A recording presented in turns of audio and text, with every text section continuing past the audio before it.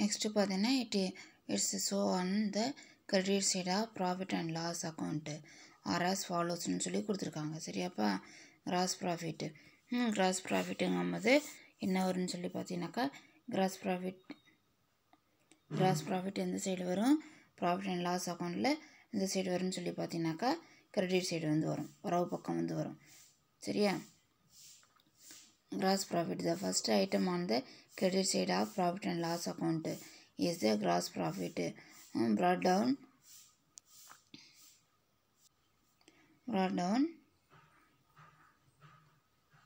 from the trading account if there is gross profit அப்படிங்கிறாங்க. சரி, அதேமாதிரி என்ன சொல்கிறாங்கன்னு சொல்லி பார்த்தீங்கன்னாக்கா இதில் வந்துட்டு லாப நட்ட கணக்கின் வரவு பக்கம் இடம்பெறும் இனங்கள் அப்படிங்கிறாங்க. மொத்த லாபம் வியாபார கணக்கு வியாபார கணக்கு மொத்த லாபத்தை வெளிப்படுத்துவதாக இருந்தால் அந்த வியாபார கணக்கிலிருந்து என்ன பண்ண கீழ் கொண்டு வந்த லாப நட்ட கணக்கின் முதல் வரவினங்கள் காட்டப்படும். சரியா? அதேமாரி நம்மளுக்கு வந்து கிராஸ் ப்ராஃபிட்டாக வந்து நம்மளுக்கு வந்து இருந்துச்சுன்னா அது P&L அக்கௌண்ட்டில் ப்ராஃபிட் அண்ட் லாஸ் அக்கௌண்ட்டில் கிரெடிட் சைடு ஃபஸ்ட்டு என்ன ஆகணும்? அப்பியர் வந்து ஆகும். அப்படி வந்து அப்பியர் ஆகும்போது என்னென்ன ஐட்டம்ஸ் வந்து அதில் வந்து இன்க்ளூட் வந்து ஆகும் அப்படின்னு சொல்லி என்ன பண்ணியிருக்காங்க? இதில் வந்து கொடுத்துருக்காங்க. அது என்னன்னு பார்த்தீங்கன்னாக்கா ஃபஸ்ட்டு ஒன்று அதர் இன்கம் அண்டு கெயின். சரி, அதர் இன்கம் அண்டு கெயின் அதில் ஃபஸ்ட் ஒன்று என்னென்னு பார்த்தீங்கன்னாக்கா all items of direct income and gain are show on the credit side of the profit and loss account. சரியா? Income from investment, rent earned, discount received, commission earned. சரி, commission earned, interest earned and dividend received are indirect income. Profit and sale of fixed asset and investment are example of gain அப்படிங்கிறாங்க. சரியாப்பா? வந்து என்ன சொல்கிறாங்கன்னு பார்த்தீங்கன்னாக்கா பிற வருமானங்கள் மற்றும் ஆதாயங்கள் அனைத்து பிற மறைமுக வருமானங்கள் மற்றும் ஆதாயங்கள் லாப நட்ட கணக்கின் வரவு பக்கத்தில் காட்டப்படுகிறது. இன்டைரக்ட் இன்கம் கெயின் வந்து என்ன பண்ணுறாங்க? P&L அக்கௌண்ட்டில் ப்ராஃபிட் அண்ட் லாஸ் அக்கௌண்ட்டில் லாப நட்ட கணக்கில் வரவு பக்கம் வந்து காட்டுவாங்க. செலவுகள் வந்து நட்டங்கள்லேருந்து பட்டு பக்கம்.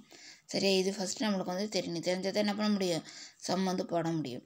அதே முதலீடுகள் மீது வட்டி, பெற்ற வாடகை, தள்ளுபடி, பெற்ற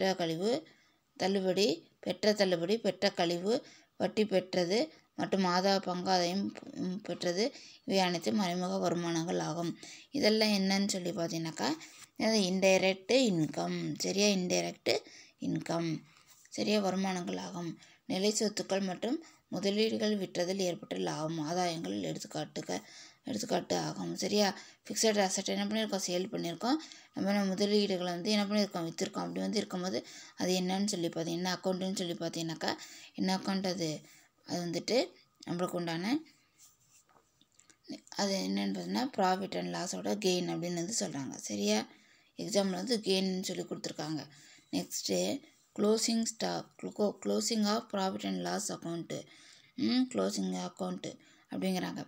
after debiting indirect expenses and losses and crediting all indirect income and gain if the total of the credit side of the profit and loss account exceed the debit side the difference is termed as a net profit. On the other hand, if the total in the debit side exceeds the credit side, சரியா, the difference is termed as net loss, net profit or net loss transfer to the capital account ன்னு சொல்லி கொடுத்துருக்காங்க. சரியாப்பா? புரிஞ்சுதா? அதேமாதிரி லாப கணக்கு முடிக்க பெறுதல் அனைத்து மறைமுக செலவுகள் மற்றும் நட்டங்கள் மற்றும் அனைத்து மறைமுக வருமானங்கள் மற்றும் ஆதாயங்கள் வரவு செய்த பிறகு. சரியா? எதை ஆல் இன்டைரக்ட் எக்ஸ்பென்சஸ் லாஸு அதேமாதிரி டெபிட் பண்ணிவிட்டு அதேமாதிரி all indirect income and gain வந்து கிரெடிட் பண்ணிவிட்டு ப்ராஃபிட் அண்ட் லாஸ் அக்கௌண்ட்டில் என்ன பண்ணணும்? நம்ம கிரெடிட் சைடு டோட்டலையும் கிரெடிட் சைடு டோட்டலோட நமக்கு என்ன இருக்குது? டெபிட் சைடு வந்து அதிகமாக வந்து இருந்துச்சுனாக்கா அது என்னன்னு சொல்லி பார்த்தீங்கன்னாக்கா அது என்னது? நம்மளுக்கு வரவு பக்கத்தின் மொத்த தொகை பற்று பக்கத்தை விட அதிகமாக இருந்தால் அந்த வேறுபாடு நிகழலாம். கிரெடிட் சைடு வந்து அதிகமாக இருக்கணும், டெபிட் சைடு வந்து என்ன இருக்கும்? கம்மியாக இருக்கும். வரவு பக்கம் அதிகமாகவும் பற்று பக்கம் குறைவாகும். அப்படி இருந்தால் கூட அது என்னது நம்மளுக்கு மொத்த லாபம். சரி, மொத்த லாபம். அதேமாரி மொத்த லாபம் நிகர லாபம் நிகர லாபம் நெட் ப்ராஃபிட். மாறாக பற்று பக்கத்தின் மொத்த தொகை வரவு பக்கத்தை விட அதிகமாக இருந்தால் அந்த வேறுபாடு நிகர நட்டமாகும். சரி, அதே ஆப்போசிட்டு. சரியா, இப்போ என்ன பண்ணணும்னு சொல்லி பார்த்தீங்கன்னாக்கா, கிரெடிட் வந்து அதிகமாக இருக்குது, டெபிட் வந்து கம்மியாக இருந்தால் அது என்னது நெட் ப்ராஃபிட் அப்படின்ட்டோமா. அதே டெபிட் வந்து அதிகமாக இருந்தால் கிரெடிட் கம்மியாக இருந்தால் அது என்னது நெட் லாஸு. சரியாப்பா. பார்த்தீங்கன்னாக்கா ஃபார்மேட் வந்து கொடுத்துங்க. ஃபார்மேட்டாக profit and loss account. Profit and loss account for the year ended. சரியா, to gross profit B D. Gross loss. சரியா, கிராஸ் லாஸாக இருந்தாக்கா நிகர நட்டமாக மொத்த நட்டமாக இருந்தாக்கா என்ன பண்ணணும், பற்று பக்கம் வந்துடும். சரியா, கிராஸ் லாஸ் பிடி. அதேமாரி to office and administrative expenses. அதோ ஹெட்டிங் கீழே என்னென்ன வரும், ஆஃபீஸில் வந்து என்னென்ன செலவுகள் வந்து பண்ணுவாங்க, அலுவலகம் மற்றும் நிர்வாக செலவுகள். சரியா, ஆஃபீஸ் அண்டு அட்மினிஸ்ட்ரேஷன் எக்ஸ்பென்ஸில் என்னென்ன வரும்னு சொல்லி பார்க்கலாம். கிராஸ் லாஸ் பிடி கொடுத்துட்டாங்க. ஆஃபீஸ் ரெண்ட் அட்மினிஸ்ட்ரேட்டிவ் எக்ஸ்பென்சஸ், அதில் salary, rent, rate of taxes, printing and stationery, postage, legal charges, audit fees, establishment expenses, trade expenses, general travelling expenses, lighting insurance. சரியா, அதேமாதிரி தமிழ் மொழியில் பார்த்தீங்கன்னா மொத்த நட்டம் கீழ் கொண்டு வரப்பட்டது. அலுவலகம் மற்றும் நிர்வாக செலவுகள், அதில் ஹெட்டிங்கில் சம்பளம், வாடகை, வரிகள் மற்றும் வீதங்கள், அச்சு மற்றும் எழுது பொருட்கள், அச்சு செலவுகள், சட்ட செலவுகள், தனியார் கட்டணம், நிர்வாக செலவுகள், வியாபார செலவுகள், பொது பயண செலவுகள், மின் ஒளியீட்டு கட்டணம், காப்பீட்டு கட்டணம். அதேமாதிரி to selling and distribution expenses, carriage outward, advertisement, commission, brokerage, bad debts or provision for bad debts, export duty, packing charges அப்படிங்கிறாங்க. விற்பனை மற்றும் வழங்கல் செலவுகள், வெளித்தூக்கு கூலி, விளம்பரம், கழிவு தரகு, வாராக்கடன் அல்லது வாராய கடன் ஒதுக்கு, ஏற்றுமதி வரி, கட்டும செலவுன்னு சொல்லி கொடுத்துருக்காங்க. சரியாப்பா. டு செல்லிங் அண்டு டிஸ்ட்ரிபியூஷனில் என்னென்ன வருது, carriage outward, advertisement, commission, brokerage, டெப்ட், bad debts or provision for bad debts, export duty. சரியா, அது பேக்கிங் சார்ஜஸ். இதெல்லாம் எதில் வரும்னு பார்த்தீங்கன்னாக்கா இதில் வந்து வரும். நெக்ஸ்ட்டு பார்த்தீங்கன்னாக்கா இதில் வந்து என்ன கொடுத்துருக்காங்க, to other expenses and losses. Repairs பார்த்தீங்கன்னா repairs, depreciation, interest charge, discount allowed, provision for discount and debtors, bank charge, interest on capital, donation and charity, loss on sale of fixed asset, abnormal loss due to fire, theft, என்னது etcetera, not covered by insurance, miscellaneous expenses அப்படிங்கிறாங்க. அதேமாதிரி பார்த்தீங்கன்னாக்கா என்னன்னு சொல்லிட்டு இதில் வந்துட்டு என்ன கொடுத்துருக்காங்க நம்மளுக்கு, இதர செலவுகள் மற்றும் நட்டங்கள், பழுதுபார்ப்பு செலவுகள், தேய்மானம், வட்டி செலவுகள், அளித்த தள்ளுபடி, கடனாளிகள் மீதான தள்ளுபடி ஒதுக்கு, வங்கி கட்டணம், முதல் மீது வட்டி, நன்கொடை மற்றும் அறநிதி, நிலை சொத்துக்கள் விட்டது ஏற்பட்ட நட்டம், அதுமாதிரி சாதாரண நட்டம், தீ திருட்டு போன்றவை ஏற்பட்ட காப்பீட்டுக்கு உட்படாத இது நட்டம் என்னன்னு சொல்லி பார்த்தீங்கன்னாக்கா இதெல்லாம் எந்த பக்கம் வரும், பற்று பக்கம் வந்து வரும். சரி, இதெல்லாம் எந்த பக்கம் வரும், பற்று பக்கம். நெட் ப்ராஃபிட் வந்து அப்புறம் பார்க்கலாம், இதை முடிச்சுட்டு அதை பார்க்கலாம்.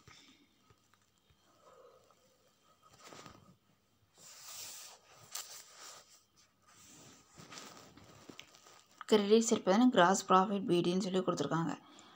கிராஸ் ப்ராஃபிட் பிடி ஹெட்டிங் கொடுத்துட்டு, லாஸாக இருந்தால் பற்று டெபிட் சைடு, ப்ராஃபிட்டாக இருந்தால் கிரெடிட் சைடு.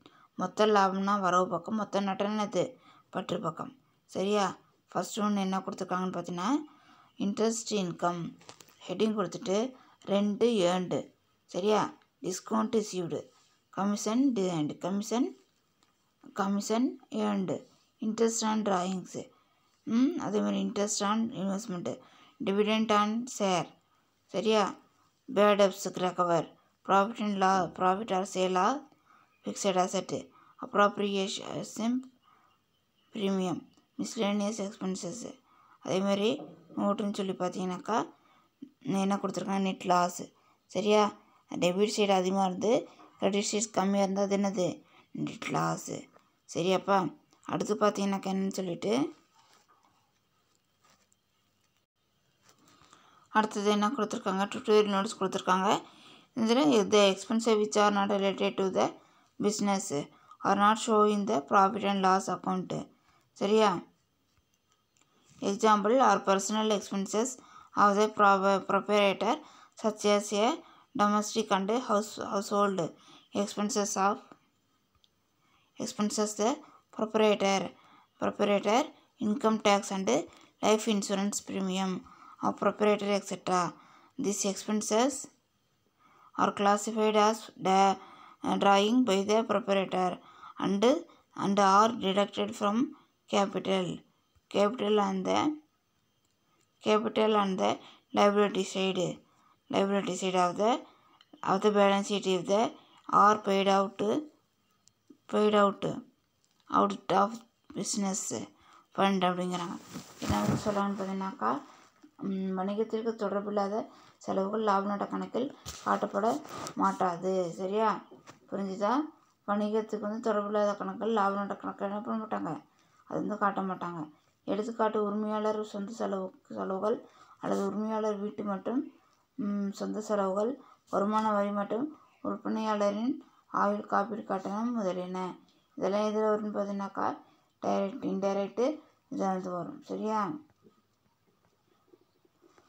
அதேமாதிரி பார்த்தீங்கன்னா நெக்ஸ்ட்டு மொத்த செலவுகள், வருமான வரி மற்றும் உரிமையாளரின் ஆயுள் காப்பீட்டு கட்டணம் முதலியன. இத்தகைய செலவுகள் வணிக நிறுவனத்திலிருந்து செலுத்தப்பட்டால் உரிமையாளர் எடுப்புகளை பண்ண மாட்டாங்க, வகைப்படுத்தப்பட்டு விற்பனையாளர்களின் பொருட்கள் பக்கத்தில் முதலில் காண்பிக்கப்படும்.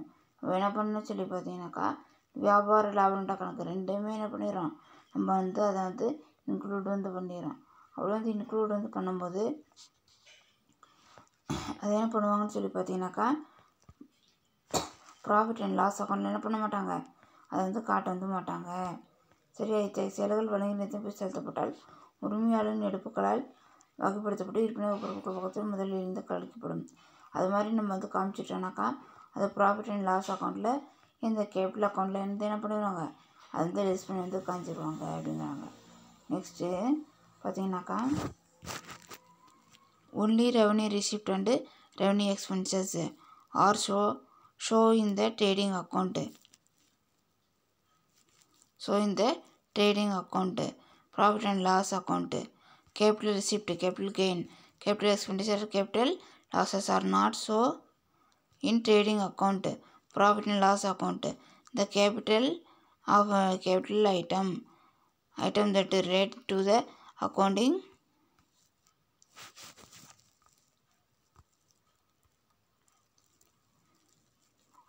in trading and profit and loss account, the part of capital item that relate to the accounting period period only என்ன சொல்கிறாங்கனாக்கா only are drawn. சரியா, only are show. For example, depreciation on fixed asset, purchase of asset is a capital expenditure. By depreciation is a revenue item which relate to the use of fixed asset அப்படிங்கிறாங்க. asset in the current account period. வருவாயின வரவுகள் மற்றும் வரவேண்டிய செலவுகள் மட்டும் வியாபார கணக்கில் இடம்பெறும். வருவாயின வரவு, வருவாயின செலவு. சரியா, அது ப்ராஃபிட் அண்ட் ட்ரேடிங் அக்கௌண்ட்டில். முதலீன வரவு, முதலீன வருமானங்கள், ஆதாயங்கள், முதலீன செலவுகள் மற்றும் முதலீன நட்டங்கள் இடம்பெறும். எதுலனாக்கா லாப நட்ட கணக்கு. சரியா, இல்லை இதே மாதிரி பார்த்தீங்கன்னாக்கா லாப நட்ட கணக்கில் வியாபார கணக்கு பெறுவதில்லை. சரி, இதில் என்ன ஆகாது, இதில் வந்து இடம் வந்து பெறாது. இது எந்த அக்கௌண்ட்னு சொல்லி பார்த்தீங்கன்னாக்கா கிராஸ் ப்ராஃபிட். அதேமாதிரி gross revenue income, revenue expenses. சரி, வியாபார கணக்கு. அது நெக்ஸ்ட் போனால் கணக்காண்டின் தொடர்ச்சியான முதலீன வரவு முதலீன செலவு இடம்பெறுகிறது. எடுத்துக்காட்டு நிலை சொத்துக்கள் மீதான தேய்மானம் நிலை சொத்துக்கள் வாங்குதல் முதலீன செலவுகளாகும். ஆனால் அத்தகைய நிலை சொத்தை பயன்படுத்துவதால் ஏற்படும் தேய்மானம் நடப்பு கணக்காண்டிற்குரிய இருப்பின் அது வருமானமாகும். சரியா? அதே மாதிரி இதில் என்னென்னு சொல்லி பார்த்தீங்கன்னாக்கா கிரெடிட் சைடு என்ன ஆகுதுன்னா capital income capital capital expenses இதில் எதில் வரும்னு பார்த்தீங்கன்னாக்கா எல்லாம் வரும் அப்படிங்கிறாங்க. சரியாப்பா? நடத்தின வரைக்கும் என்ன பண்ணுங்கள், படித்து பாருங்கள். ஏதாவது டவுட் இருந்தாக்கா ஃபோன் பண்ணி கேளுங்க. வீக்லி டெஸ்ட் எழுதி சென்ட் பண்ணுங்கள். ஆஃப் இயர்லியும் நல்லா எழுதுங்க. All the best. தேங்க்யூப்பா.